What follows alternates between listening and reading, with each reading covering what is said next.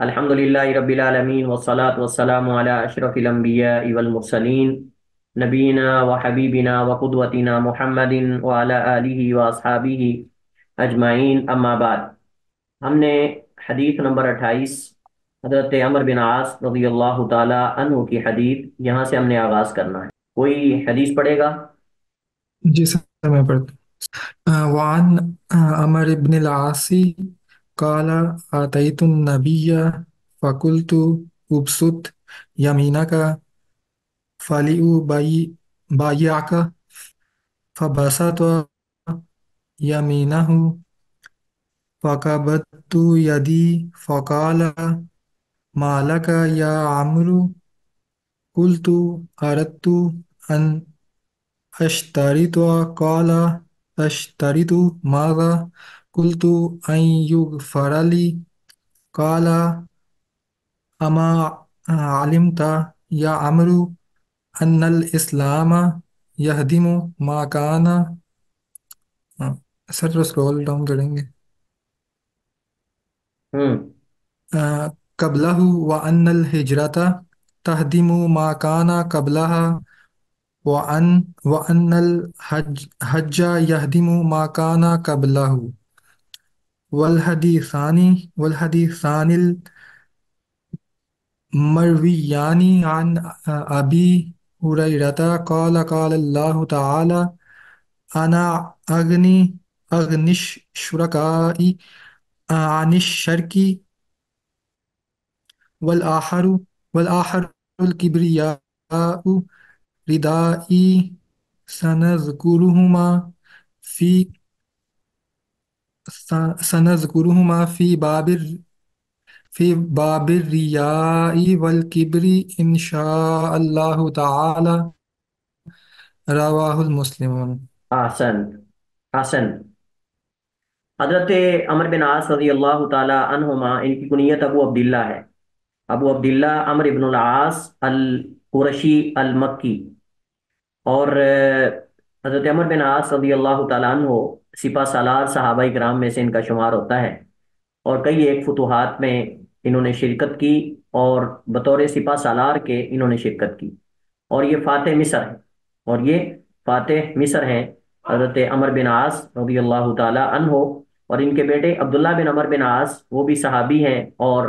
نبی علیہ الصلوۃ والسلام سے بکثرت احادیث روایت کرنے والے صحابہ کرام میں سے ایک ہیں۔ تو حضرت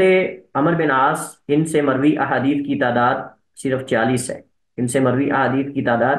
40 ہے، جبکہ ان کے بیٹے سے مروی احادیث کی تعداد جو ہے وہ بہت زیادہ ہے۔ تو یہ بیان کرتے ہیں، قالا، انہوں نے کہا، اتیت النبی،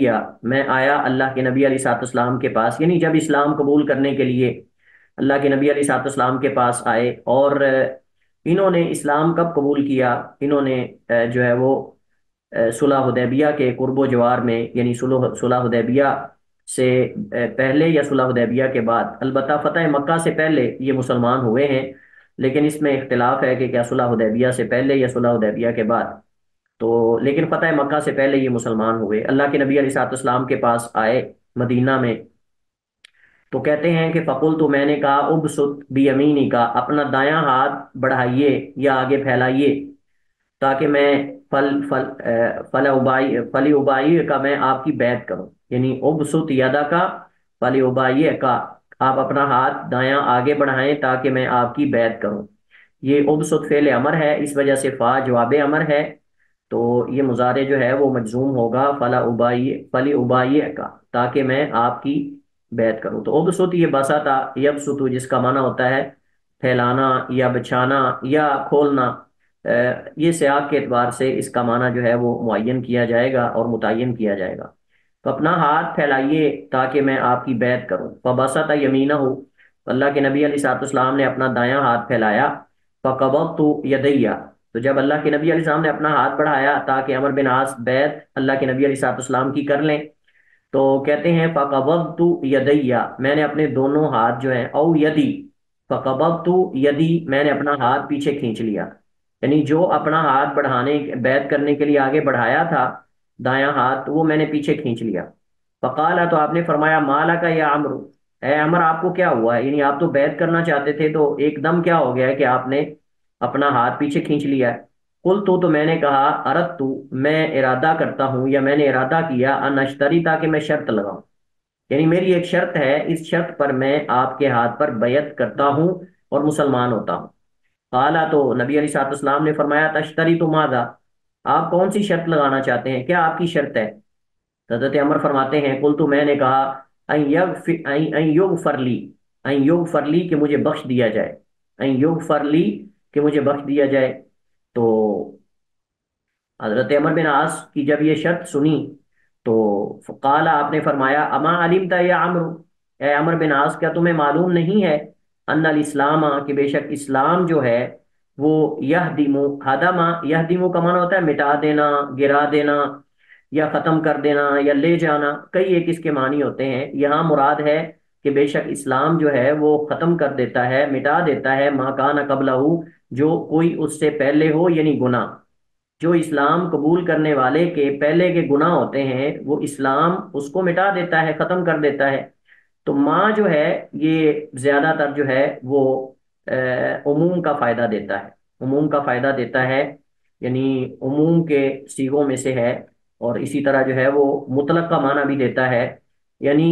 جو بھی گناہ اسلام سے پہلے ہوں، جو بھی گناہ اسلام سے پہلے ہوں، وہ کبائر ہوں یا صغائر ہوں، کبیرہ ہوں یا صغیرہ ہوں، اسلام جو ہے وہ ان کو مٹا دیتا ہے۔ وَأَنَّ الْهِجْرَةَ، اور بے شک جو ہجرت ہے، تہدم ما کان قبلہا، وہ بھی اسی طرح ہجرت سے پہلے کے گناہوں کو مٹا دیتی ہے، یعنی اسلام قبول کرنے والے کے لیے جو جہلیت کے گناہ ہوتے ہیں ان کو مٹا دیتا ہے، اور ہجرت جب انسان کرتا ہے تو ہجرت سے پہلے کے جو گناہ کیے ہوتے ہیں وہ کبیرہ ہوں یا صغیرہ ہوں، بشرطے کہ یہ اسلام اور یہ ہجرت اللہ تعالیٰ کی ذات کے لیے خالصتاً جو ہے وہ انسان کرے، تو اس صورت کے اندر یہ اسلام اور یہ ہجرت جو ہے گزشتہ گناہوں کو ان کا کفارہ بنتے ہیں یا ان کو مٹا دیتے ہیں۔ لیکن اگر ہجرت کسی اور مقصد کے لیے کی جائے، دنیا کی خاطر، یا کسی لڑکی سے شادی کرنے کی خاطر، یا کوئی اور مقصد ہو، اسی طرح اسلام ہے، اگر اسلام میں فساد پیدا کرنے کے لیے جیسے منافقین کا طرز عمل تھا، یا پھر اسلام کو نقصان پہنچانے کی خاطر، یا پھر اہل اسلام سے مقاصد حاصل کرنے کی خاطر،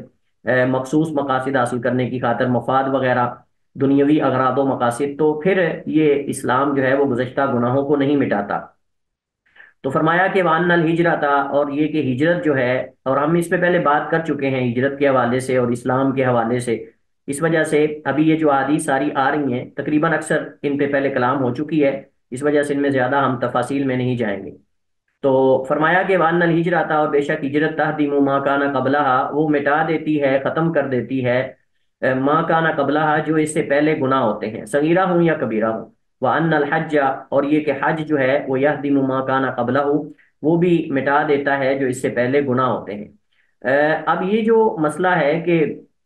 کیا حج سے کبیرہ گناہ معاف ہوتے ہیں کہ نہیں، یہ مسئلہ اختلافی ہے علماء کے درمیان۔ ہجرت اور اسلام جو ہے اس میں تو کسی کا اختلاف نہیں ہے کہ یہ گزشتہ گناہوں کا کفارہ بن جاتے ہیں اور گزشتہ گناہوں کو مٹانے کا ذریعہ اور سبب بن جاتے ہیں، لیکن کیا حج سے بھی گزشتہ گناہ سارے مٹ جاتے ہیں، معاف ہو جاتے ہیں؟ تو یہ مسئلہ اختلافی ہے علماء کے درمیان۔ بعض کہتے ہیں کہ اس سے مراد حقوق اللہ ہے، کہ حقوق اللہ اللہ سبحانہ و تعالیٰ جو ہے وہ حج سے معاف کر دیتا ہے، لیکن حقوق العباد اللہ تعالیٰ معاف نہیں کرتا۔ اور بعض کہتے ہیں کہ دونوں ہی اللہ تعالیٰ معاف کر دیتا ہے۔ تو واللہ عالم، یقیناً جو شخص جو ہے وہ حج پہ جاتا ہے، تو حج پہ جا کر اگر وہ خالصتاً اللہ کے لیے حج کرتا ہے تو وہاں جا کر وہ اپنے گناہوں کی معافی بھی مانگتا ہے۔ اصل میں حج کے اندر جو ہے وہ مواقع ہوتے ہیں، اور غالب امکان ہوتا ہے کہ اس بندے نے اپنے گناہوں کی توبہ کی ہوگی، اور اپنے گناہوں کی جو ہے وہ اس نے تلافی بھی کی ہوگی۔ حج پہ عموماً لوگ حج پہ جانے سے پہلے جو ہے وہ اپنے دوسروں پہ ظلم و زیادتی کی تلافی کر کے جاتے ہیں۔ آج کل چلیں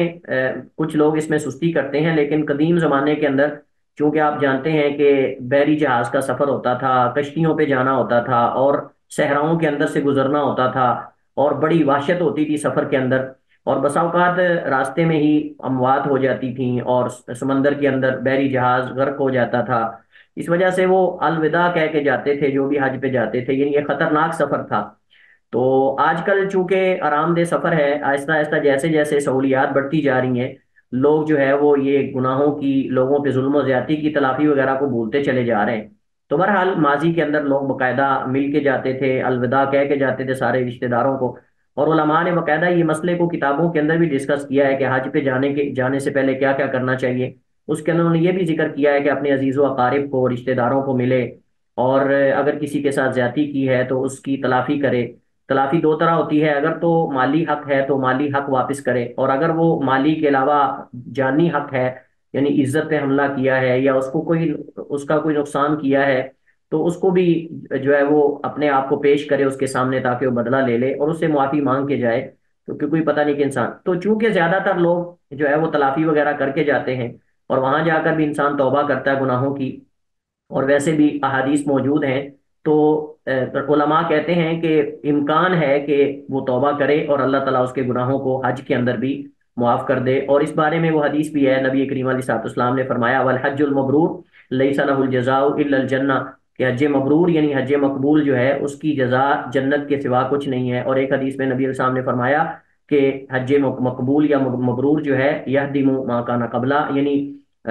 جو حج کرتا ہے اور حج مبرور کرتا ہے، رجع کیوم ولدت امہ، وہ اس طرح لوٹتا ہے جیسے آج ہی اس کی ماں نے اسے جنم دیا ہو۔ اور بھی اس کے بارے میں احادیث جو ہیں وہ موجود ہیں۔ بہرحال اس حدیث کو یہاں ذکر کرنے کا مقصد وہ صرف اور صرف یہ ہے کہ کافر جب مسلمان ہو جاتا ہے تو اس سے گزشتہ گناہوں کے بارے میں سوال نہیں کیا جائے گا، اس سے گزشتہ گناہوں کے بارے میں سوال نہیں کیا جائے گا۔ البتہ اس بارے میں احادیث موجود ہیں کہ کافر جب مسلمان ہو جاتا ہے تو اس کی گزشتہ نیکیاں اور جو اس نے خیر کے کام کیے ہوتے ہیں وہ اللہ تعالیٰ اس کے نامہ اعمال میں ڈال دیتا ہے، اور اس میں اس کی نیکیوں میں اضافہ کر دیتا ہے، لیکن اس کے گناہ اس پر نہیں ڈالے جاتے۔ اسلام قبول کرنے کے بعد، اسلام قبول کرنے کے بعد اس کے گزشتہ گناہ جو ہیں وہ معاف کر دیے جاتے ہیں۔ اس حدیث کے اندر اسلام کی عظمت کا بیان ہے کہ اسلام قبول کرنا کتنا بڑا عمل ہے، کہ اسلام قبول کرنے سے، مسلمان ہونے سے گزشتہ سارے انسان کے کرتوت اور گزشتہ سارے گناہ اللہ تعالیٰ بخش دیتا ہے، ان پہ معافی کا قلم پھیر دیتا ہے۔ اور اسی طرح ہجرت اور حج کو بھی اسلام کے ساتھ ملایا گیا ہے، کہ جیسے اسلام قبول کرنا یہ عظیم عمل ہے، ویسے ہی ہجرت اور حج کرنا یہ بھی عظیم اور بہت بڑا عمل ہے۔ اور نبی کریم علیہ الصلوۃ والسلام نے حج اور عمرے کو عورتوں کا جہاد قرار دیا ہے، نبی کریم علیہ الصلوۃ والسلام نے حج و عمرے کو عورتوں کا جہاد جو ہے وہ قرار دیا ہے۔ اور یہاں انہوں نے ایک اور دو احادیث کی طرف اشارہ کیا ہے، کہتے ہیں یہ حدیث اور دوسری حدیث والحدیثان مرویان عن ابی ہریرہ، اور اسی طرح یہ دونوں حدیثیں حضرت ابو ہریرہ سے بھی مروی ہیں۔ اس میں یہ قال اللہ تعالیٰ، اللہ تعالیٰ فرماتا ہے انا اغنی شرکاء، کہ میں شرکاء سے غنی ہوں، یعنی جو شرک کرتے ہیں عبادت میں یا کسی بھی چیز کے اندر۔ والآخر، اور دوسری الکبریاء ردائی، یعنی ایک حدیث جو ہے اس میں یہ الفاظ بھی ہیں اور اس میں یہ ہے کہ میں شرک کرنے والوں کے شرک سے غنی ہوں، اور جب کوئی عبادت میں میرے ساتھ شریک بناتا ہے، ریاکاری کرتا ہے، دکھاوا کرتا ہے، یا پھر کوئی یعنی اور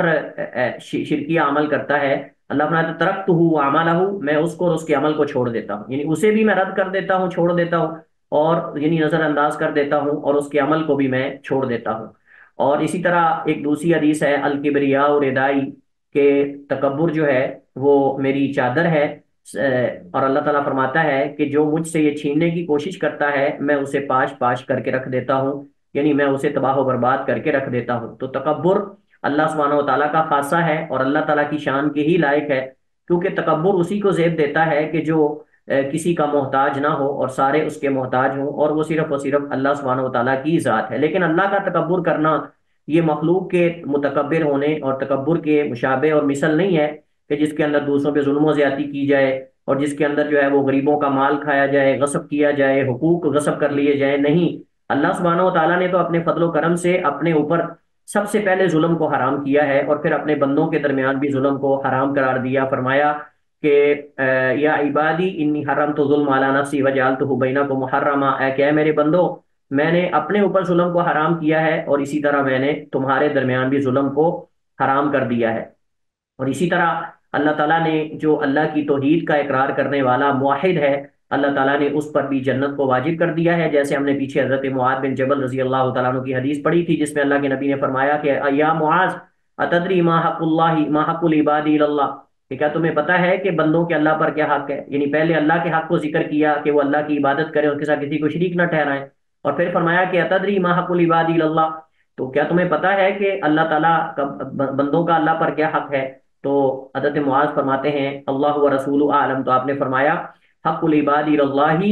اللہ یعذبہم، کہ اللہ تعالیٰ پر بندوں کا حق یہ ہے کہ جب وہ اللہ کی وحدانیت کا اقرار کریں اور اس کی عبادت کریں تو اللہ تعالیٰ ان کو عذاب نہ دے، اللہ تعالیٰ ان کو عذاب نہ دے اور ان کو جنت میں داخل کر دے۔ تو یہ حدیث باب الریا اور کبر کے اندر آگے انشاءاللہ آئیں گی، تو وہاں انشاءاللہ ان کی تفصیل جو ہے وہ آپ پڑھیں گے۔ یہ حدیث جو حضرت عمر بن عاص کی ہے یہ صحیح مسلم میں۔ اچھا، اختصار سے حضرت عمر بن عاص کے حوالے سے ایک طویل حدیث ہے، اس حدیث میں ان کی زندگی کے 3 حالات کا ذکر ہے کہ جب یہ فوت ہونے لگے تو رونے لگ گئے۔ حضرت عمر بن عاص رضی اللہ تعالیٰ عنہ جب فوت ہونے لگے تو رونے لگ گئے، تو پوچھنے والوں نے پوچھا کہ تم تو صحابی رسول ہو، تم تو مجاہد ہو، تم تو سپہ سالار ہو، تم کیوں روتے ہو؟ تو فرمانے لگے کہ میری زندگی کے 3 حالات ہیں، اور ان میں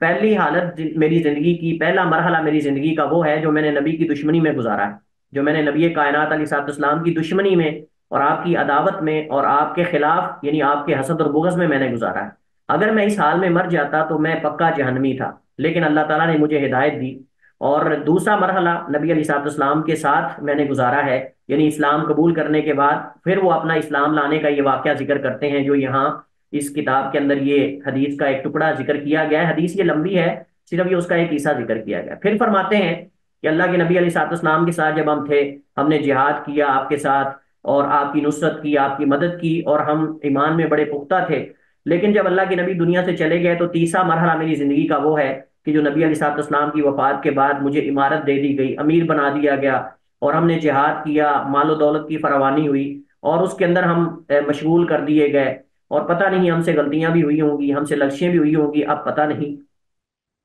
کہ اللہ تعالیٰ میرے اس گناہ کو شاید، یعنی ہم نے جو نبی کریم علیہ الصلوۃ والسلام کی وفات کے بعد کے ایام گزارے ہیں وہ ہم نے دولت کے اندر، مال و دولت کی فراوانی کے اندر اور عہدے اور مناصب کے اندر ہم نے گزارے ہیں، تو پتہ نہیں کہ اللہ تعالیٰ ہمیں جو ہے وہ اس زندگی کے اندر جو ہم سے لغزشیں ہوئی ہیں اللہ تعالیٰ وہ معاف کرے گا یا نہیں کرے گا۔ اور یہ صحابی رسول ہے عمر بن عاص رضی اللہ تعالیٰ عنہ، ان کی حالت یہ ہے تو ہم گناہ کرنے کے باوجود بھی کبھی نہیں روتے، وہ گناہوں سے بچ کر بھی روتے تھے، لیکن ہم گناہ کر کے بھی جو ہے وہ بڑے خوش اور ہنستے، اور ایسے ہنستے ہیں کہ جیسے ہم نے کبھی عذاب اور جہنم کے بارے میں سنا ہی نہیں۔ اس کے بعد حضرت معاذ بن جبل رضی اللہ تعالی عنہ کی حدیث ہے، بیان کرتے ہیں قلت یا رسول اللہ، میں نے کہا اللہ کے رسول۔ حضرت معاذ بن جبل کا تعارف پیچھے ہم کر چکے ہیں، حضرت معاذ بن جبل رضی اللہ تعالیٰ عنہ کا تعارف ہم پیچھے تفصیل سے کر چکے ہیں، اور میں نے بتایا تھا کہ ان کی وفات 18 ہجری کو جو طاعون امواس تھا، یعنی امواس نامی جگہ پر جو طاعون کی بیماری پھیلی تھی، اس مرض کے اندر، اس وائرس کے اندر، طاعون کے وائرس کے اندر کئی بڑے بڑے صحابہ کرام شہید ہو گئے تھے، تو ان میں حضرت معاذ بن جبل رضی اللہ تعالیٰ عنہ جو قاری قرآن، مفسر، فقی اور محدث تھے، ان کی وفات بھی ہوئی۔ قالا فرماتے ہیں قلت یا رسول اللہ، میں نے کہا کہ اللہ کے رسول اخبرنی بعمل، مجھے ایک ایسے عمل کے بارے میں خبر دے دیجئے، یدخلنی الجنہ، جو مجھے جنت میں داخل کر دے، ویباعدنی من النار، اور دور کر دے مجھے آگ سے۔ قالا، تو فرماتے ہیں نبی علیہ السلام نے فرمایا لقد سألت عن امر عظیم، کہ اے معاذ آپ نے ایک بڑے عظیم معاملے کا سوال کیا، یعنی آپ نے بہت بڑا سوال کیا ہے۔ یہ صحابی کی حوصلہ افزائی ہے کہ آپ نے بڑا عظیم اور نفع بخش سوال کیا ہے، آپ نے بڑا عظیم اور نفع بخش سوال کیا ہے۔ علماء کرام فرماتے ہیں کہ اس حدیث سے پتہ چلتا ہے کہ جو استاد ہے یا جو شیخ ہے یا کوئی بھی عالم ہے، اگر اس سے کوئی نفع بخش سوال کرتا ہے کہ جس سوال سے امت کو فائدہ ہو، دیگر طلبہ کو فائدہ ہو، تو اس کی حوصلہ افزائی کرنی چاہیے، اس کی حوصلہ افزائی کرنی چاہیے، وہ احسن تا کہہ کر یا اس طرح کے الفاظ بول کر جو ہے وہ اس کی حوصلہ افزائی کرنی چاہیے، تاکہ مزید وہ ایسے سوالات کرے اور دوسروں کو نفع اور فائدہ حاصل ہو۔ تو اللہ کے نبی نے حضرت معاذ کی حوصلہ افزائی کی، اور آپ نے فرمایا کہ لقد سألت عن امر عظیم، آپ نے بہت عظیم چیز کے بارے میں سوال کیا ہے، وَإِنَّهُ، اور بے شک یہ، لَيَسِيرٌ عَلَى مَنْ يَسَّرَهُ اللَّهُ، بہت ہی آسان ہے، یسیر یسر سے ہے، اور یسر آسانی کو کہتے ہیں، تو یسیر یعنی بہت ہی آسان ہے، الا اس پر، من یسرہ اللہ جس کے لیے اللہ آسان کر دے، وگرنہ تو نماز کے لیے جانا بھی یہ کوئی مشکل کام نہیں ہے، لیکن دیکھنے کتنے ہیں جو نہیں جاتے۔ اللہ تعالیٰ کی توفیق جب تک شامل حال نہ ہو، اس وجہ سے آپ دیکھیں جب ہم اذان سنتے ہیں تو نبی علیہ الصلوۃ والسلام نے فرمایا کہ جب تمہیں کہا جائے حی علی الصلاح حی علی الفلاح تو تم کہو لا حول ولا قوت الا باللہ، یعنی اللہ میرے پاس کوئی ہیلہ نہیں ہے سوائے تیری طرف سے، اگر تیری توفیق شامل حال ہوگی تو میں آؤں گا، اور ولا قوت اگر آ بھی جاؤں تیرے گھر کے اندر تو صحیح طریقے سے عبادت کرنے کی میرے اندر قوت نہیں، اگر تو قوت دے گا تو میں صحیح طریقے سے تیری عبادت سر انجام دوں گا۔ یہ راز ہے لا حول ولا قوت پڑھنے کے اندر، کہ جب مؤذن کہتا ہے حی علی الصلاح حی علی الفلاح تو ہم کہتے ہیں لا حول، یعنی میرا کوئی ہیلہ اور میرے پاس نہیں ہے، کوئی وسیلہ نہیں میرے پاس سوائے تیرے، اے اللہ اگر تو توفیق دے گا تو میں بستر سے نکلوں گا، تو توفیق دے گا تو میں چلوں گا۔ کتنے ہیں اذانیں سنتے ہیں، وقت بھی آتے ہیں چلے جاتے ہیں، لیکن ان کو مسجد کی طرف جانے کی توفیق نہیں، کیونکہ وہ ارادہ نہیں کرتے، کیونکہ وہ ہمت نہیں کرتے۔ لیکن جو مومن مسلمان جو ہے وہ اذان سنتے ہی پختہ ارادہ کر کے یہ پڑھتا ہے لا حول ولا قوت الا باللہ، کہ نہیں ہے کوئی ہیلہ یا وسیلہ اور قوت اور طاقت عبادت کو سر انجام دینے کی مگر اللہ تعالیٰ کی توفیق سے، تو اللہ تعالیٰ اسے پھر جو ہے وہ توفیق دیتا ہے۔ یہی مراد یہاں بھی ہے کہ جنت کا آپ نے سوال کیا ہے اور جہنم سے بچنے کا سوال کیا ہے، تو یہ کوئی مشکل عمل نہیں ہے، اور لیکن آسان ہے جس پہ اللہ تعالیٰ آسان کر دے۔ تو پھر آپ نے فرمایا تعبد اللہ ولا تشرکوا بہ شیئا، سب سے پہلے تو توحید کو آپ نے، توحید آپ نے جو ہے وہ ثابت کرنی ہے، موحد بننا ہے، توحید والا، اللہ تعالیٰ کی توحید کو جو ہے وہ ثابت کریں، ان تعبد اللہ، تعبد اللہ کہ تم اللہ کی عبادت کرو، ولا تشرکوا بہ شیئا اور اس کے ساتھ کسی کو شریک نہ بناؤ۔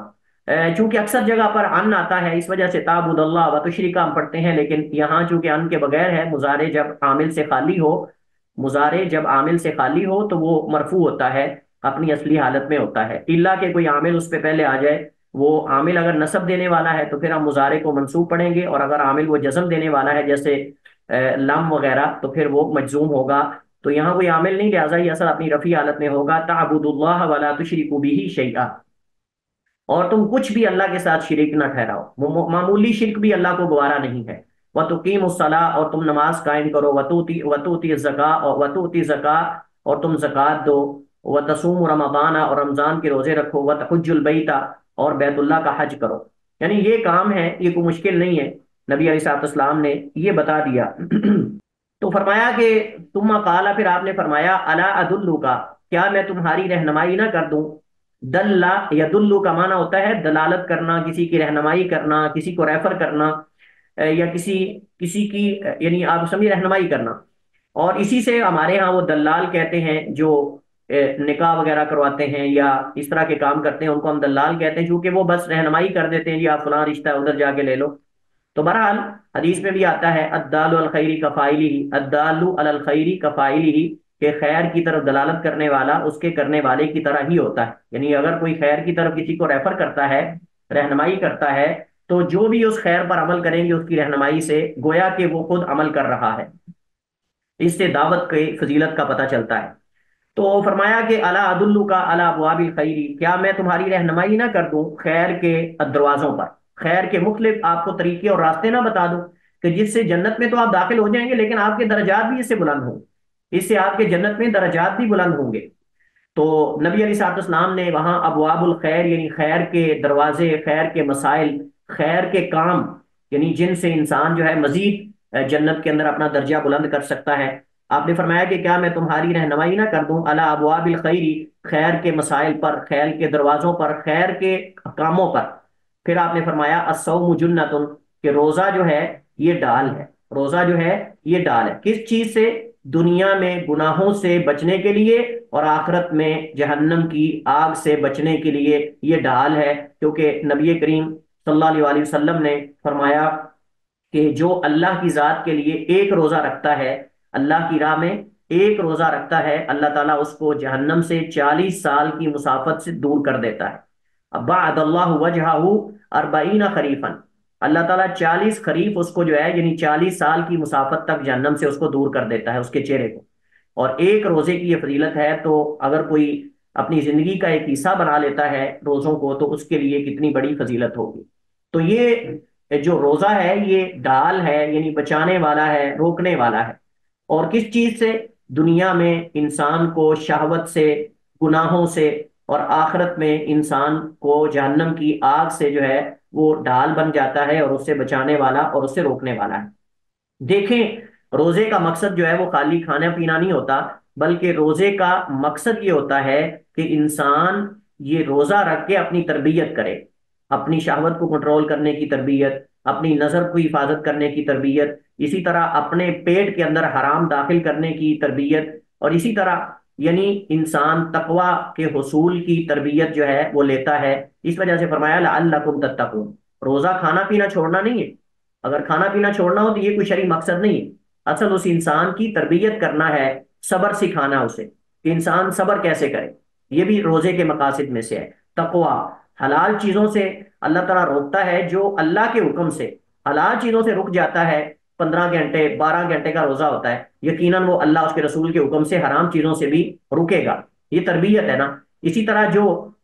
12 گھنٹے 15 گھنٹے اللہ تعالیٰ اس کے رسول کے حکم سے گالم گلوچ سے، لڑائی جھگڑے سے، فرمایا کہ تم میں سے کوئی روزے کی حالت میں لڑائی جھگڑا نہ کرے۔ اگر اس سے کوئی لڑائی جھگڑا کرے تو اس کو آگے سے بعد اتنا کہہ دے کہ انی صائم، کہ میں روزے دار ہوں، بس۔ یہ تربیت ہے نا۔ اور اگر ایک مہینہ انسان یہ تربیت صحیح معنوں میں لے لیتا ہے، یقیناً رمضان کے بعد اس کے اندر کافی ساری تبدیلی جو ہے وہ آ جاتی ہے، بشرطے کہ وہ روزہ اس مقصد کے لیے رکھے جو مقصد شارع نے، اللہ تعالیٰ نے جو ہے وہ قرآن کریم کے اندر بیان کیا ہے، لعلکم تتقون۔ اور یہ صرف فرضی روزوں کے لیے نہیں۔ ہمارے یہاں لوگ سمجھتے ہیں کہ شاید یہ فوائد جو ہیں، یہ مقاصد جو ہیں، یہ صرف فرضی روزے کے لیے، یہ نفلی روزے کے بھی وہی مقاصد ہیں۔ اور بعض لوگ کہتے ہیں کہ ٹھیک ہے جی، فرضی روزے کے اندر زیادہ اہتمام کرنا چاہیے، نفلی روزے کے اندر ہم کوئی بات نہیں ہے، روزہ رکھ کے جو مرضی کریں۔ نہیں، ایسا نہیں ہے۔ جو اہتمام فرضی روزے کے اندر ہے وہی نفلی روزے کے اندر ہونا چاہیے۔ بس فرق یہ ہے کہ جو فرضی روزہ ہے اس کو ہم بلا عذر توڑ نہیں سکتے، لیکن نفلی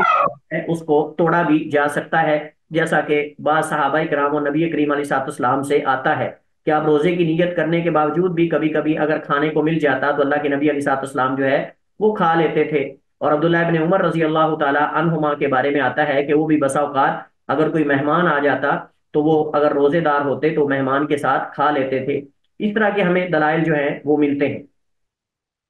تو فرمایا کہ یہ خیر کے دروازے ہیں، یہ خیر کے کام ہیں، اور یہ خیر کے مسائل ہیں۔ فرمایا الصوم جنہ، یہ روزہ ڈال ہے، اور میں نے بتایا کس چیز سے، والصدقۃ، اور جو صدقہ ہے، تطفی الخطیۃ، یہ خطاؤں کو مٹا دیتا ہے۔ تطفی ویسے بجھانے کو کہتے ہیں، تو چونکہ جو گناہ ہوتے ہیں ان کی حرارت ہوتی ہے، گناہوں کی حرارت ہوتی ہے، اور یہ آگ کی طرف لے جاتے ہیں، تو اس وجہ سے یہاں کہا والصدقۃ تطفی الخطیۃ، اور جو صدقہ ہے یہ خطیہ یعنی غلطی کو، گناہ کو مٹا دیتا ہے۔ بالکل ایسے کما یطفی الماء النار، جیسے پانی آگ کو بجھا دیتا ہے۔ یعنی صدقہ خطاؤں کو، غلطیوں کو، خطیہ یہاں اس میں جنس ہے، خطیہ ایک غلطی مراد نہیں، خطیہ یہاں اس میں جنس ہے، یعنی مراد خطائیں، مراد خطائیں۔ کلمہ مفرد ہے لیکن معنی جمع کا دے رہا ہے، اس وجہ اس کو کہہ رہے ہیں اس میں جنس، یعنی یہ ایک قسم کا نام ہے، اور مراد وہ غلطیاں اور خطائیں ہیں۔ تو بعض علماء کہتے ہیں کہ اس سے مراد جو ہے وہ صغیرہ گناہ ہے، اس وجہ سے اس کو خطیہ لایا گیا ہے۔ ٹھیک ہے؟ تو یعنی صدقہ جو ہے وہ بجھا دیتا ہے خطاؤں کو، یعنی مٹا دیتا ہے، کما یطفی الماء النارا، جیسا کہ الماء فاعل ہے، الماء فاعل ہے یطفیو کا، اور النارا مفعول ہے، جیسے کہ پانی آگ کو بجھا دیتا ہے۔ یہاں نبی کریم علیہ الصلوۃ والسلام نے ایک مانوی چیز کی ایک حصی چیز کے ساتھ تشبیہ دی ہے، ایک مانوی چیز کی حصی چیز کے ساتھ تشبیہ دی ہے۔ کون آپ میں سے بتائے گا اس مثال کے اندر جو اللہ کے نبی نے تشبیہ دی ہے، اس تشبیہ کے اندر مانوی چیز کیا ہے اور حصی چیز کیا ہے؟ اس حدیث میں جو ہم ابھی پڑھ رہے ہیں، جو ابھی اللہ کے نبی نے تشبیہ دی ہے، مثال دی ہے، اس میں حصی کون سی ہے اور غیر حصی کون سی ہے؟ والصدقۃ تطفئ الخطیۃ کما یطفئ الماء النار، اس میں غیر حصی کون سی چیز ہے اور حصی چیز کون سی ہے؟ میری آواز انشاءاللہ آپ تک پہنچ رہی ہوگی نا؟ جی سر۔ مجھے تو ایسے لگ رہا ہے جیسے میری آواز ہی آپ تک نہیں پہنچ رہی۔ نہیں سر، آئی آواز۔ اتنی خاموشی، اتنی خاموشی جو ہے نا وہ کہتے ہیں کہ صحیح نہیں ہوتی۔ غیر حصی سر شاید گناہ ہے یہاں بھی، اور حصی جو ہے وہ پانی اور آگ ہے۔ احسن، احسن تھا، بالکل ایسے ہی ہے۔ تو یہاں نبی کریم علیہ الصلوۃ والسلام نے معنی کو، الفاظ کے معنی کو عقل کے قریب کرنے کے لیے، فہم کے، تدبر کے، سوچ کے قریب کرنے کے لیے آپ نے تشبیہ دی اور مثال دی ہے۔ اور یہ نبی کریم علیہ السلام کا طریقہ تھا، اور یہ قرآن کا طریقہ ہے کہ الفاظ کے معنی کو عقلوں کے یا افہام کے قریب کرنے کے لیے ایک غیر حصی چیز کو حصی چیز کے ساتھ مثال دی جاتی ہے، تشبیہ دی جاتی ہے، تاکہ معنی عقل کے اندر بیٹھ جائے اور ذہن کے اندر بیٹھ جائے اور لوگوں کو سمجھ آ جائے۔ کیونکہ ایک مقولہ ہے کہ بالمثال یتضح المقال، بالمثال یتضح المقال، کہ مثال سے قول واضح ہوتا ہے، مثال سے قول اور بات جو ہے وہ مزید واضح ہو جاتی ہے۔ تو نبی کریم علیہ الصلوۃ والسلام نے یہاں ایک غیر حصی چیز کو ایک حصی چیز کے ساتھ تشبیہ دے کر مسئلے کو سمجھایا ہے، اور وہ کیا ہے؟ گناہ، کہ صدقہ جو ہے وہ گناہوں کو ایسے مٹا دیتا ہے۔ اب گناہ ہمیں نظر نہیں آتے، ممی کا تھا۔ اپنا مائک میوٹ کر لیں، گناہ ہمیں نظر نہیں آتے، لیکن نبی علیہ السلام نے نظر آنے والی چیز سے تشبیہ دی تاکہ ہمیں سمجھ آئے۔ اب صدقہ جو ہے وہ گناہوں کو ایسے جلدی سے بجھاتا ہے جیسے آگ پر پانی ڈالنے سے آگ کو پانی جو ہے وہ بجھا دیتا ہے۔ تو یہ ہے، ٹھیک ہے۔ پھر اللہ کے نبی صلی اللہ علیہ وسلم نے وصلاۃ الرجل فی جوف اللیل، اور آدمی کی نماز رات کے درمیان میں، رات کے درمیان میں یعنی رات کی تاریکی میں، رات کے اندھیرے میں، وہ بھی اسی طرح، یہ حرف عطف ہے، یعنی یہ بھی حرف عطف ہے، یعنی اسی طرح جو یعنی رات کی تاریکی میں نماز ہے وہ بھی گناہوں کو مٹا دیتی ہے۔ یہ اس کا حکم پیچھے جائے گا نا، جیسے ہے نا وَالصَّدَقَةُ تُطْفِئُ الْخَطِيئَةَ كَمَا يُطْفِئُ الْمَاءُ النَّارَ، اسی طرح وَصَلَاةُ الرَّجُلِ فِي جَوْفِ اللَّيْلِ تُطْفِئُ الْخَطِيئَةَ كَمَا يُطْفِئُ الْمَاءُ النَّارَ۔ اسی طرح آدمی کا رات کے درمیان میں، رات کے اندھیرے میں، تاریکی میں نماز پڑھنا، یعنی نفل نماز، قیام اللیل اس سے مراد ہے،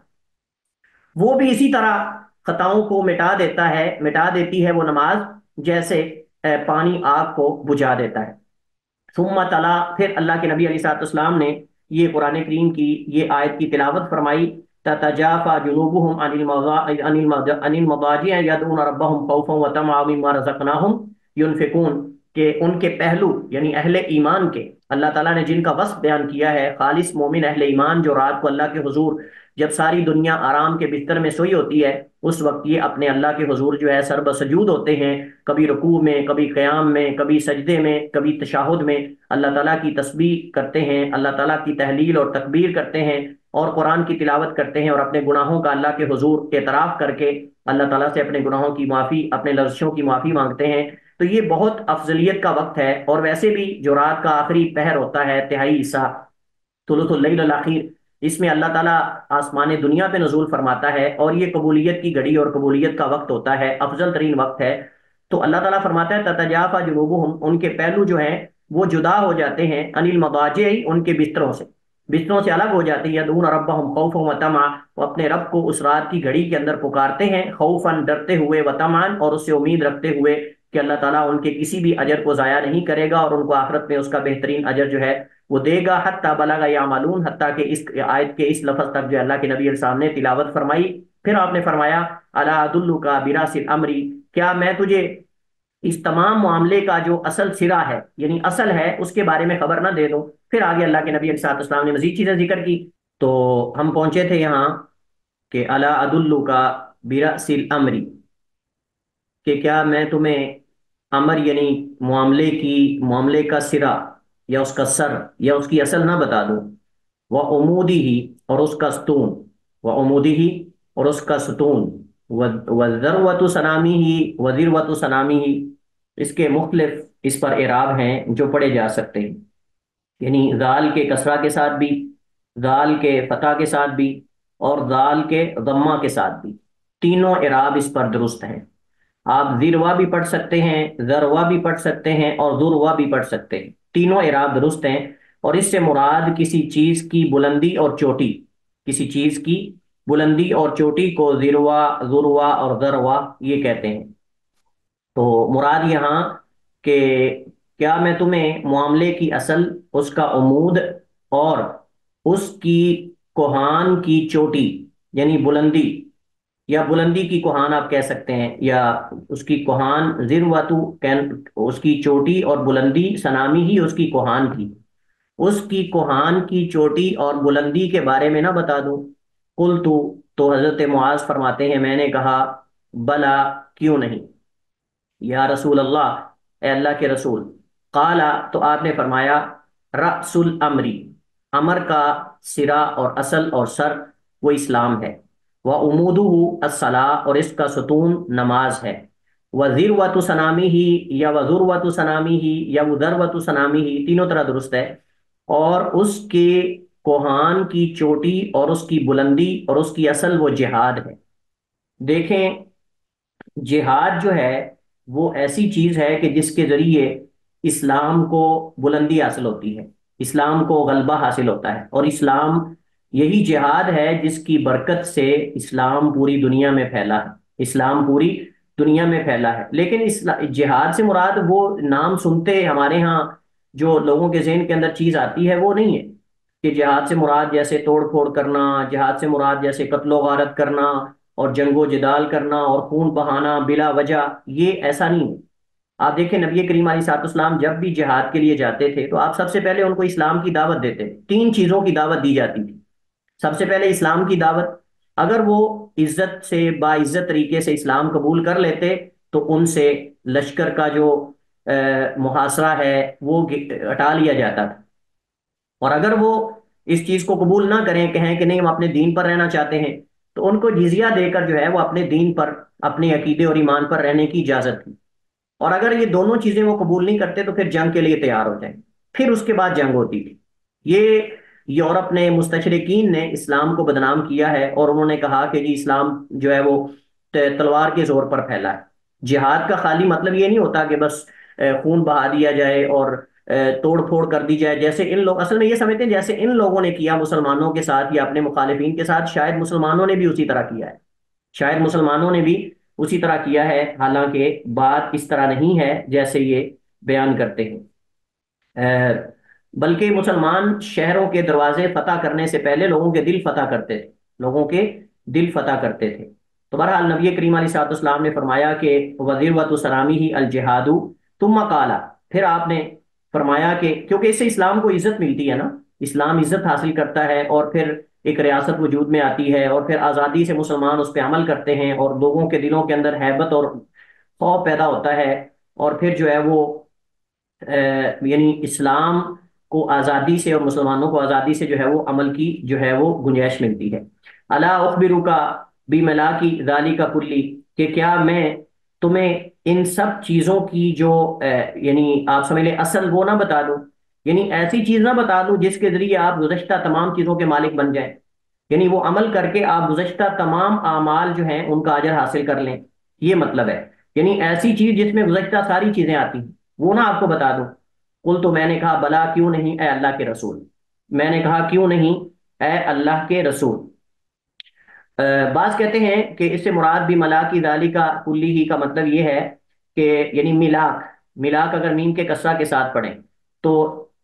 ایک اس کا معنی یہ ہے کہ جس سے آپ جو ہے وہ مضبوطی مزید حاصل کرو، گرفت حاصل کرو، یعنی گزشتہ امور پر آپ مزید گرفت حاصل کر سکتے ہو اور ان میں کامیاب ہو سکتے ہو اگر آپ اس پہ عمل کر لو۔ اور بعض کہتے ہیں کہ نہیں، اگر آپ یہ کام کر لو گے تو آپ گزشتہ ساری چیزیں جو ہیں ان کے بھی مالک بن جاؤ گے۔ بہرحال یعنی گزشتہ تمام امور کا دار و مدار اس پر ہے۔ تو میں نے کہا کیوں نہیں اللہ کے نبی، فاخذ بلسانہ، تو آپ نے اپنی زبان کو پکڑا، فقال، اور فرمایا کف علیک ھذا، اس زبان کو اپنے آپ پر روک لو، یعنی اس کا صحیح استعمال کرو، اس کو غلط استعمال نہ کرو، تو آپ جو ہے وہ گزشتہ تمام امور کو اکٹھا کر سکتے ہو اور ان کے مالک بن سکتے ہو، یعنی ان کے اجر و ثواب کے آپ مالک بن سکتے ہو۔ کیونکہ آپ دیکھیں اگر انسان کی زبان کنٹرول میں نہ ہو تو انسان کے گزشتہ اعمال سارے برباد ہو جاتے ہیں، جیسا کہ حدیث کے اندر نبی کریم علیہ الصلوۃ والسلام کے سامنے ایک عورت کا ذکر ہوا کہ اللہ کے رسول وہ فرض نمازیں بھی پڑھتی ہے، نوافل بھی ادا کرتی ہے، روزے بھی رکھتی ہے، نفلی روزے بھی رکھتی ہے، سب کچھ صدقہ بھی کثرت سے کرتی ہے، لیکن اس کے ہمسائے، اس کی زبان اور اس کے ہاتھ سے محفوظ نہیں ہے۔ اللہ کے نبی نے فرمایا ہیا فی النار، یہ آگ میں ہے۔ اور پھر اللہ کے نبی علیہ السلام کے سامنے ایک اور عورت کا ذکر ہوا کہ جو صرف فرائض ادا کرتی ہے، اس کے کوئی نوافل اتنے زیادہ نہیں ہے، صدقہ بھی کوئی زیادہ نہیں کرتی، تو لیکن اس کے ہمسائے، اس کی زبان اور اس کے ہاتھ سے امن میں ہے، محفوظ ہیں، تو آپ نے فرمایا یہ جنت میں ہے۔ تو اس کا مطلب یہ ہے کہ اگر انسان کی زبان محفوظ نہ ہو تو یہ اعمال گویا کہ کیے ہی نہیں، کیونکہ کیونکہ آئندہ قیامت کو یہ نیکیاں لوگوں کو دے دی جائیں گی، جیسا کہ وہ حدیث جس کے اندر نبی صلی اللہ علیہ وسلم نے مفلس آدمی کا ذکر کیا، اس کے اندر آپ نے فرمایا یاتی بسیام و صلاۃ و زکات یاتی قد شتم ھذا واکل مال ھذا وضرب ھذا وسفک دم ھذا، کہ وہ قیامت کو آئے گا اور اس نے نمازیں بھی پڑھی ہوں گی، روزے بھی رکھے ہوں گے، کثیر تعداد میں فرائض اور نوافل لے کر آئے گا، لیکن اس حال میں آئے گا کسی کو گالی دی ہوگی، کسی کو برا بلا کہا ہوگا، کسی کو کسی پہ ظلم و زیادتی کی، کسی کا خون بایا ہوگا، کسی کو مارا پیٹا ہوگا، فیو تہادہ من صنعتی وہادہ من صنعتی فنیت صنعتہ اخیرت من خطایا ثم طرحت علیہ ثم طرح فی النار، پھر ان کی خطاؤں اور غلطیوں سے لے کر اس پہ ڈال کے اگر اس کی نیکیاں ختم ہو جائیں گی تو ان کی خطائیں مظلوموں کی لے کر اس پہ ڈال کے اس کو جہنم میں داخل کر دیا جائے گا۔ تو یہ مقصد ہے۔ تو میں نے کہا بلا کیوں نہیں اللہ کے نبی، تو اپنی زبان کو پکڑا، فرمایا اس کو روکے رکھو۔ پھر آپ نے فرمایا فقل، تو میں نے کہا یا نبی اللہ، اے اللہ کے نبی، و انا، اور بے شک ہم لمؤاخذون، پکڑے جائیں گے، ہمارا مواخذہ ہوگا، بیما نتکلم، جو ہم کلام کرتے ہیں، بھی زبان کے ذریعے، یعنی ہم جو بھی گفتگو کرتے ہیں زبان کے ذریعے وہ ساری ہی ہمارا محاسبہ ہوگا اس پر۔ فقال، آپ نے فرمایا ثقیلت کا امک یا معاذ، آپ کی ماں آپ پر روئے، آپ کی ماں آپ پر روئے یا پھر آپ کی ماں آپ کو گم پائے، دونوں معنی اس کے ہو سکتے ہیں۔ اے معاذ، وہل یکب الناس، وہل یکب الناس فی فی النار علی وجوہہم او علی مناخرہم الا حصائد السنتہم، یہ استفہام انکاری ہے جو بمانہ نفی ہے، جو بمانہ نفی ہے، یعنی مطلب یہ ہے کہ کیا لوگوں کو ان کی آگ میں ان کے چہروں اور ان کے نتنوں کے بل، ان کے چہروں اور ان کے نتنوں کے بل، وجوہ چہرے کو کہتے ہیں، وجہ ان کی جمع ہے، اور مناخر یہ خرطوم کو کہتے ہیں، منخر کی جمع ہے، اور منخر ناک کے نتنے کو کہتے ہیں، یعنی جہاں سے انسان جو ہے وہ ناک وغیرہ سے پانی داخل کرتا ہے، اور یعنی مقصود ان کو الٹے منہ جہنم میں گرایا جائے گا۔ کیا یہ ان کی زبانوں کی کمائی کی وجہ سے نہیں، زبانوں کی کٹائی کی وجہ سے نہیں؟ یعنی وحال یکب الناسا، اور کیا لوگوں کو ڈالے گی آگ میں، سوری، لوگوں کو ڈالے گی آگ میں ان کے چہروں اور ان کے نتنوں کے بل، یعنی الٹے منہ، الا مگر، حسائد السنتہم، مگر ان کی زبانوں کی کٹائی یعنی کمائی، ان کی زبانوں کی کمائی، حسائد حسید کی جمع ہے، اور حسید یعنی بمانہ محسود، حسید بمانہ محسود،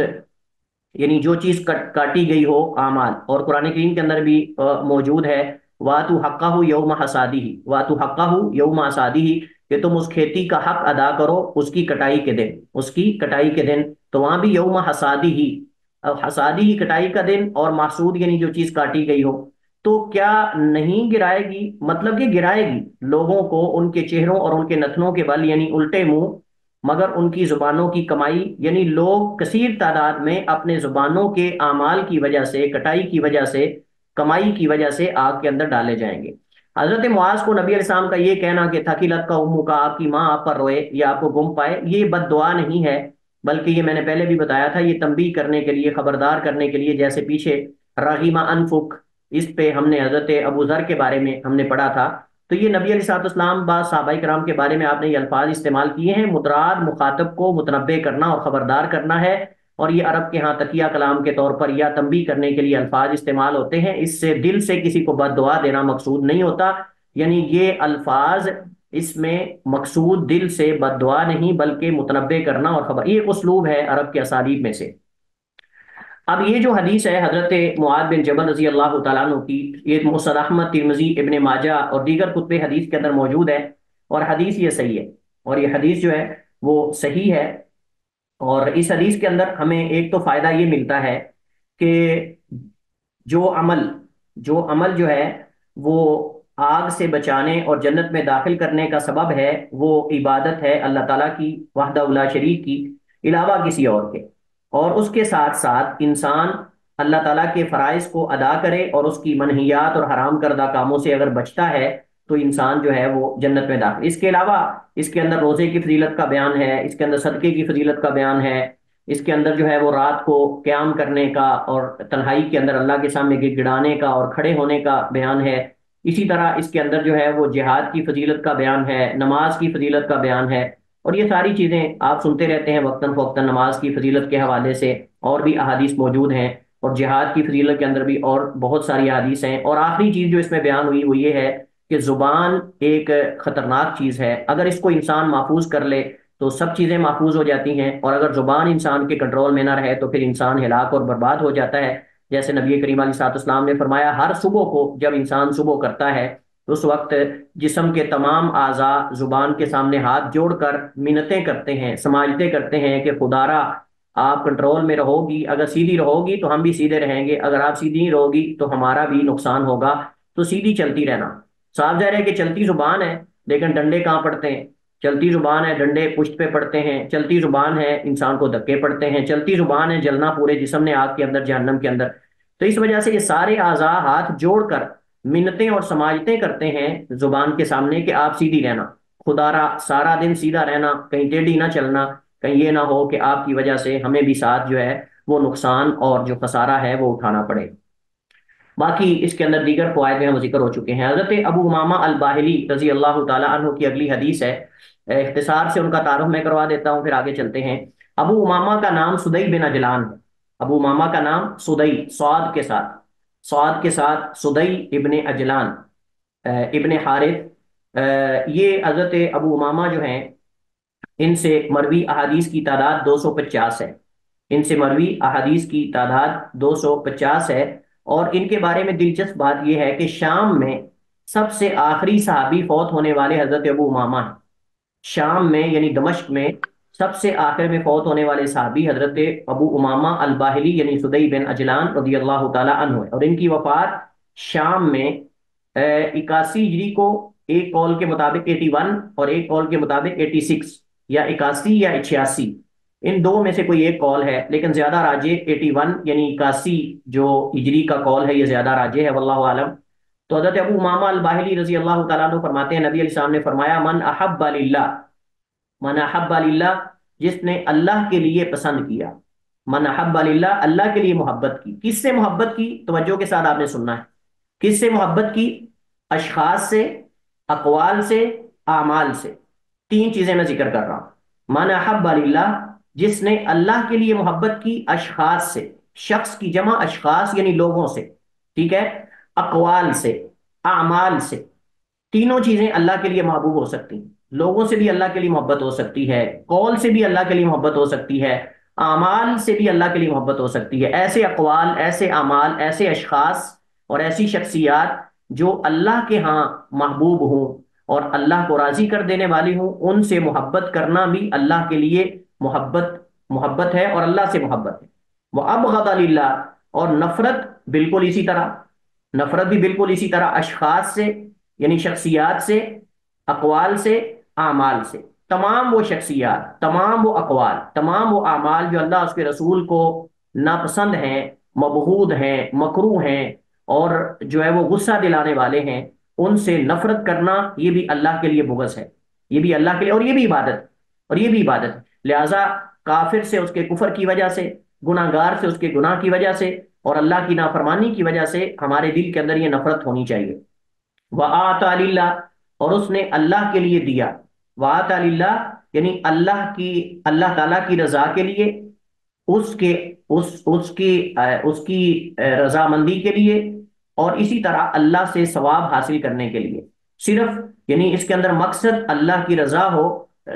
ریاکاری نہیں، دکھاوا نہیں، شہرت نہیں، کوئی ایسا ویسا مسئلہ نہیں، صرف اللہ کے لیے، تاکہ اللہ سے اس کا اجر و ثواب حاصل کرے، اللہ کی رضا حاصل کرے، تو یہ اصل مقصود ہے۔ اچھا، یہاں جو ہے وہ آتا للہ، اس کے اندر صدقہ بھی آتا ہے، اس کے اندر ہدیہ بھی آتا ہے، اس کے اندر صدقہ بھی آتا ہے اور ہدیہ بھی آتا ہے، اور اس کے اندر یہ بھی آتا ہے وہ آتا للہ کے اندر یعنی اللہ کے لیے دیا، خالصتاً اللہ کے لیے، اور دوسرا وہاں دیا جہاں اللہ چاہتا ہے، وہاں دیا جہاں اللہ اس کے رسول چاہتے ہیں، یہ ہے وہ آتا للہ۔ وہ منع للہ، اور اللہ کے لیے روکا، یعنی اللہ کے حکم کے لیے، جہاں اللہ تعالیٰ نے جو ہے وہ روکا ہے وہاں نہیں دیتا، اور جس کو دینے سے روکا ہے اسے نہیں دیتا، یہ مطلب ہے۔ یعنی دیتا ہے تو اللہ کے لیے، اور روکتا ہے تو اللہ سبحانہ و تعالیٰ کے لیے جو ہے وہ روکتا ہے۔ فقد استکمل الایمان، تو اس نے ایمان کو مکمل کر لیا، یعنی جس کے اندر یہ اوصاف اور یہ خصلتیں پائی جاتی ہیں، گویا کہ اس نے جو ہے وہ ایمان کو مکمل کر لیا۔ اچھا، یہ جو یعنی الفاظ حدیث کے اندر نبی صاحب نے بیان کیے ہیں، اس سے پتہ چلتا ہے کہ محبت اور بغض یہ اعمال قلوب میں سے ہیں۔ محبت اور بغض یہ اعمال قلوب میں سے ہیں، اور اطاع اور من، دینا اور روکنا، یہ اعمال جوارح میں سے ہیں۔ نبی کریم علیہ الصلوۃ والسلام نے اعمال قلوب کا ذکر کیا ہے، اور اعمال جوارح یعنی اعضاء کے عمل کا بھی ذکر کیا ہے۔ احب للہ و ابغض للہ یہ اعمال قلوب میں سے ہے، یعنی محبت اور بغض یہ بھی اللہ کے لیے ہونا چاہیے۔ اور آتا للہ و منع للہ یہ اعمال اعضاء میں سے ہے، اعضاء کے اعمال جو ہے ظاہری، یہ ظاہری ہے۔ احبا بغض اور محبت یہ باطنی ہے، اور آتا للہ و منع للہ یہ ظاہری۔ تو باطنی اعمال کا جو اعمال القلوب ہیں ان کا بھی ذکر کیا، اور ظاہری اعمال کا جو اعمال الاعضاء ہیں ان کو بھی ذکر کیا۔ تو یہ اصل مقصود ہے کہ یہ دونوں ایمان میں سے، سب کے سب ایمان میں سے، اور یہ اس وقت نفع بخش ہوں گے جب اللہ کے لیے ہوں گے، اور یہ اس وقت نفع بخش ہوں گے جب اللہ کے لیے ہوں گے۔ محبت ہو اللہ کے لیے ہو تو نفع بخش ہوگی، اور دنیا کے لیے ہوگی تو وہ دنیا کے لیے ہوگی۔ بغض ہوگا اللہ کے لیے ہوگا تو یہ ممدوح ہے وگرنہ مذموم ہے۔ اسی طرح دینا لوگوں کو اللہ کے لیے ہوگا تو نفع بخش ہے، روکنا لوگوں سے اللہ کے لیے ہوگا تو یہ نفع بخش ہے، وگرنہ ذاتی انا، ذاتی تکبر، ذاتی رنجش اور ذاتی وجوہات کی وجہ سے روکنا یہ اللہ کے لیے نہیں، اور نہ اس کا کوئی فائدہ، الٹا اس کا نقصان ہی ہو سکتا ہے، اس سے فائدہ آپ حاصل جو ہے وہ نہیں کر سکتے۔ باقی حدیث کے اندر یہ تقریباً الفاظ پیچھے بھی گزر چکے ہیں، حدیث کے الفاظ یعنی ہم نے پیچھے پڑھا تھا کہ وہ محبت کرتا ہے کسی سے صرف اللہ تعالیٰ کی ذات کے لیے، اور اللہ اس کے رسول سے بڑھ کر کسی سے محبت نہیں کرتا، اور وہ ساری چیزیں ہم نے پیچھے تفصیل سے پڑھ لی ہیں۔ اس وجہ سے جو ہے وہ ہم اس کو اسی پر جو ہے وہ ختم کرتے ہیں۔ اگلی حدیث وَرَوَاهُ أَيْضًا الترمذی، اور اسی طرح اس حدیث کو روایت کیا امام ترمذی نے عن معاذ بن جبل، حضرت معاذ بن جبل رضی اللہ تعالی عنہ سے۔ یہاں ورواہ اسی طرح روایت کیا ہے ترمذی نے معاذ بن جبل رضی اللہ تعالیٰ عنہ سے، اس میں کچھ تقدیم و تاخیر ہے، اس میں کچھ الفاظ کی تقدیم و تاخیر ہے، یعنی اس میں ہے من احب للہ وابغض للہ ومنع للہ وآتى للہ، یعنی تقدیم و تاخیر ہے، من ابغض للہ واحب للہ ومنع للہ وآتى للہ، یعنی پہلی ترتیب کے تھوڑا مختلف ہے لیکن معنی ایک ہی ہے، یعنی اس میں تقدیم و تاخیر ہے الفاظ کی، باقی الفاظ اس کے قریب قریب ہیں۔ فقد استکمل الایمان، تو اس میں بھی ہے کہ اس نے ایمان کو مکمل کر لیا۔ تو بہرحال اس حدیث سے پتہ چلتا ہے کہ یہ اعمال اگر اللہ کے لیے کیے جائیں تو ایمان مکمل ہو جاتا ہے، ایمان میں اضافہ ہوتا ہے، اور اگر یہ چھوڑ دیے جائیں یا دنیا کے لیے کیے جائیں تو پھر اس سے اس کے بقدر ایمان میں نقص پیدا ہوتا ہے۔ حضرت ابو ذر رضی اللہ تعالیٰ عنہ کا تعارف ہم تفصیلی پیچھے کر چکے ہیں۔ ابو ذر رضی اللہ تعالیٰ عنہ جندب بن جنادہ روایت کرتے ہیں، فرماتے ہیں نبی علیہ السلام نے فرمایا افضل الاعمال، افضل ترین اعمال الحب فی اللہ والبغض فی اللہ، اللہ کی خاطر محبت کرنا اور اللہ کی خاطر بغض رکھنا، نفرت کرنا۔ اس کی تفصیلات پیچھے میں نے ذکر کر دی ہیں کہ محبت اللہ کے لیے اشخاص سے، اقوال سے، اعمال سے، اور بغض اللہ کے لیے اشخاص سے، اقوال سے اور اعمال سے، یہ ایمان کا حصہ ہے، اور یہ انسان کو اس وقت نفع دیتا ہے جب یہ اللہ سبحانہ و تعالیٰ کی ذات کے لیے ہوتا ہے۔ لیکن اس کی سند میں کلام ہے، اس حدیث کی سند میں کلام ہے، اس میں ایک راوی ہے جو مجہول ہے، اس میں ایک راوی ہے جو مجہول ہے، اس وجہ سے شیخ البانی اور کئی علماء نے، محققین نے اس حدیث کو جو ہے وہ ضعیف قرار دیا ہے۔ البتہ اس حدیث کا معنی صحیح ہے، اس حدیث کا معنی صحیح ہے کہ یہ اعمال میں سے ہے، لیکن کیا افضل اعمال میں سے ہے واللہ عالم، اس کے بارے میں ہمیں صحیح حدیث چاہیے، اس حدیث میں کلام ہے۔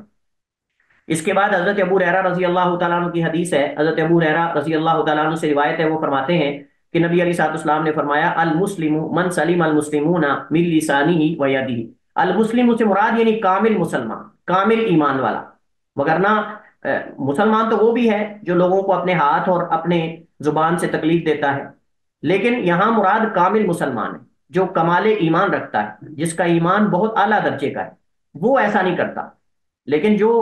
یعنی فاسق مسلمان ہوتا ہے، گناہگار مسلمان ہوتا ہے، اس سے تو اس طرح کے امور صادر ہوتے ہیں، لیکن اس میں ترغیب دلائی گئی ہے کہ کسی کو زبان اور ہاتھ سے تکلیف نہ پہنچائی جائے۔ تو فرمایا المسلم، اصل کامل مسلمان وہ ہے من سلیم المسلمون، جس سے محفوظ رہے، سالم یسلم کا معنی ہوتا ہے بچ جانا، محفوظ ہو جانا، من عاقل کے لیے، من عاقل کے لیے ہے، یعنی جس سے محفوظ رہیں، المسلمون جمع مذکر سالم ہے، رفع حالت میں علامت واو ہے،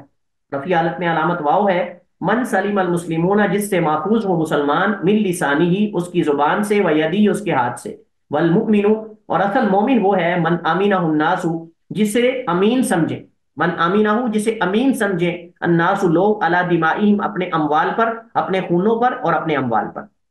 یعنی یہاں دو چیزیں بیان، ایک تو یہ ہے کہ اصل کامل مسلمان اور اسلام والا وہ ہے جو اپنی زبان اور اپنے ہاتھ سے کسی قسم کی کسی کو تکلیف نہیں دیتا، کسی قسم کی کسی کو جو ہے وہ تکلیف نہیں دیتا۔ تو اس شخص کے بارے میں بتایا گیا ہے کہ وہ نہ تو کسی کو قول سے تکلیف دیتا ہے نہ اپنے فعل سے، اور ان دونوں کو ذکر اس وجہ سے کیا گیا ہے زبان اور ہاتھ کو، کیونکہ زیادہ تر تکلیف ان دونوں سے پہنچتی ہے، وگرنہ اگر کسی اور طریقے سے بھی کوئی تکلیف پہنچاتا ہے تو وہ بھی تکلیف ہی ہے، لیکن ان دونوں کو اغلبیت کی بنیاد پہ ذکر کیا گیا، چونکہ غالباً ان سے ہی اذیت پہنچائی جاتی ہے دوسروں کو، اس وجہ ذکر کیا ہے۔ نہ قول، ایسا قول کرتا ہے، ایسی بات کرتا ہے، ایسی کلام کرتا ہے جس سے مسلمان کو اذیت پہنچے، اس کے اندر غیبت، چگلی، گالم گلوچ، لام تان اور یہ ساری چیزیں، تکفیر اور یہ ساری چیزیں آتی ہیں۔ اور دوسرا اپنے فعل سے، اس کے اندر دکم فعل، قتل کرنا، اسی طرح کسی کو اشارے کرنا، یا یہ ساری چیزیں آتی ہیں جو ہاتھ سے کسی کو جو ہے وہ اذیت پہنچائی جاتی ہے۔ تو اقوال اور افعال، اقوال اور افعال اس کے اندر، اور دونوں کو اغلبیت کی بنیاد پہ ذکر کیا گیا، وگرنہ اگر کوئی کسی اور طریقے سے بھی اگر تکلیف دیتا ہے تو وہ بھی اس میں جو ہے وہ شامل ہے۔ صحیح بخاری کے اندر موجود ہے، المسلم من سلم المسلمون من لسانه ويده والمهاجر من هجر ما نهى الله عنه والمهاجر من هجر ما نهى الله عنه، کہ مسلمان وہ ہے جس کی زبان اور ہاتھ سے مسلمان محفوظ ہو، اور مہاجر وہ ہے جس نے ان چیزوں کو چھوڑ دیا جس کو اللہ تعالیٰ نے جس سے منع کیا ہے۔ یہ حضرت عبداللہ بن عمر بن عاص رضی اللہ تعالیٰ عنہما اور ابو موسیٰ اشعری سے بھی یہ حدیث جو ہے وہ مروی ہے۔ اور اس سے پتہ چلتا ہے کہ کامل ایمان والا وہ شخص ہے کہ جس کو لوگ اپنے اموال اور اپنے خونوں پر، یعنی اس قدر لوگ اس سے امن میں ہوں، اس قدر لوگ اس پہ مطمئن ہوں، اس کے ایمان سے، اس کی امانت داری اور اس کی صداقت اور اس کے سلیقے سے، کہ لوگ اسے اپنے خونوں پر اس کو امانت دار بنا دیں، یعنی اپنے گھر کی رکھوالی کے لیے، اپنے بیوی بچوں کی رکھوالی کے لیے لوگ اس کو چھوڑ دیں اور اپنے مال اس کے سپرد کر دیں، لوگ اس قدر لوگ اس پہ مطمئن ہوں، تو یہ شخص جو ہے وہ کامل ایمان والا ہے، یہ شخص جو ہے وہ کامل ایمان والا ہے۔ اسی طرح یعنی اس حدیث کے اندر ہمیں یہ پتہ چلتا ہے، اگلی حدیث پڑھ لیں تو تقریباً وہ قریب قریب ہے۔ وزاد البہقی، اور بہقی نے یہ اضافہ کیا ہے، فی شعب الایمان، شعب الایمان ان کی کتاب ہے، ایمان کے شعب ایمان کی خصلتیں اس میں انہوں نے بیان کی ہیں، بھی روایتی فضالہ، فضالہ بن عبید رضی اللہ تعالیٰ عنہ کے طریق سے، اس میں ہے باقی الفاظ وہی ہیں، اس میں ہے والمجاہد، والمجاہد وہ ہے من جاہد نفسہ، جس نے اپنے نفس سے جہاد کیا۔ سب سے بہترین اور سب سے مشکل جہاد اپنے نفس کے ساتھ جہاد ہے، کہ انسان اپنے نفس کو اللہ کی اطاعت پہ لگانے پر آمادہ کرے اور گناہوں سے اپنے آپ کو بچانے پر آمادہ کرے، یہ سب سے بڑا اور یہ سب سے مشکل ترین جہاد ہے، اپنے نفس کو تربیت دینا، اپنے نفس کو عبادت پہ لگانا اور گناہوں سے بچانے کی، اس کی تربیت کرنا اپنے نفس کی، یہ بڑا ہم ہے۔ اور نفس فی طاعت اللہ، اللہ کی اطاعت ہے۔ والمہاجر، اور مہاجر وہ ہے من حجر الخطایا والذنوب، جو چھوٹے اور بڑے گناہ چھوڑ دے۔ یہ اصل میں یہاں خطایا اور ذنوب میں فرق کیا جائے گا، جو چھوٹے اور بڑے گناہ چھوڑ دے اس کو جو ہے وہ حدیث کے اندر کہا گیا ہے کہ وہ مہاجر ہے، وہ جو ہے وہ مہاجر، یعنی صغائر اور کبائر چھوڑ دیتا ہے۔ اس حدیث سے پچھلی والی ابو ہریرہ کی اور یہ حضرت فضالہ بن عبید کی دونوں حدیثیں جو ہے وہ ملا کر ہمیں فائدے کے آخذ ہوتے ہیں۔ افضل مسلمان وہ ہیں جو اللہ کے حقوق ادا کرنے کے ساتھ ساتھ مسلمانوں کے حقوق بھی ادا کرتے ہیں، حقوق العباد بھی ادا کرتے ہیں، ٹھیک ہے۔ اور اس سے پتہ چلتا ہے کہ دوسرے پر زیادتی قول سے بھی ہو سکتی ہے اور فعل سے بھی ہو سکتی ہے۔ باقی جو صحابی کا یہاں ذکر ہوا ہے فضالہ بن عبید، تو یہ ابو محمد فضالہ بن عبید الانصاری ہیں، انصاری صحابی ہیں، 53 ہجری میں ان کی وفات ہوئی دمشق میں، اور یہ بدری ہیں، احدی ہیں، بدری ہیں، احدی ہیں، یعنی بدر میں شریک ہوئے، احد میں شریک ہوئے، اور 53 ہجری میں 53 میں ان کی وفات دمشق میں ہوئی، رضی اللہ تعالی عنہ وعن صحابتی اجمعین۔ ٹائم ہو چکا ہے، اگلی کلاس شروع ہو چکی ہے، اسی پر اکتفا کرتے ہیں۔ واللہ تعالی اعلم واحکم، وصلی اللہ وسلم علی نبینا محمد وعلی آلہ وصحبہ وسلم۔